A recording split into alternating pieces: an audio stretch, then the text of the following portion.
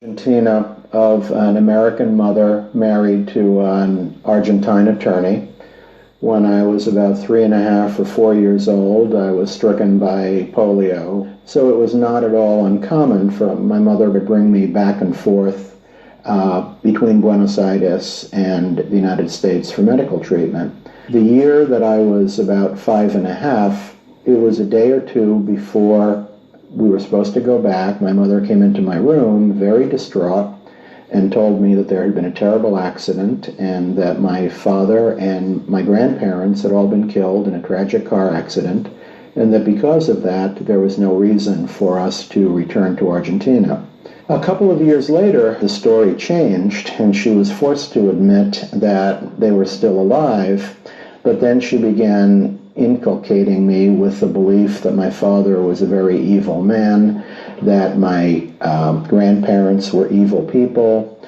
She told me that my father had remarried to the classic evil stepmother, and that if I ever went down there, that I would never be allowed to come back to be with my mother ever again. We lived underground for about 10 years. We moved probably 13 or 14 different times. We changed names. The vast majority of the time, I knew no one else other than my mother. My mother was my entire world. My entire survival depended on her. Things began to change a little bit. I finished high school. I decided I really had to go find my father and see what was really going on, what was truth and what was fiction. And my mother had began to reestablish some connection with her family members. So they all had connections back to Buenos Aires, and I called one of my aunts.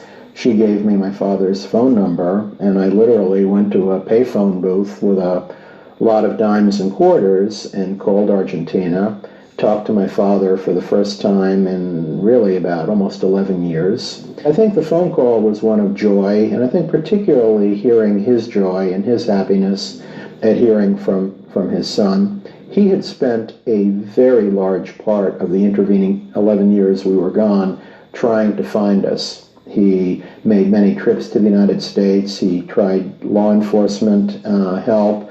He hired private detectives, but unfortunately, because we were moving so much and changing identities, he was never successful. So it took many years for my father and I both to establish some kind of trust. As the years went by, my father and I became increasingly close, and by the time he died 2 years ago, I think I have the luxury of being able to say that there's really nothing that my father and I needed to say to each other which we had not been able to say before he passed away. It's a deeply, deeply traumatizing experience that is fundamentally transforming of one's personality and one's life.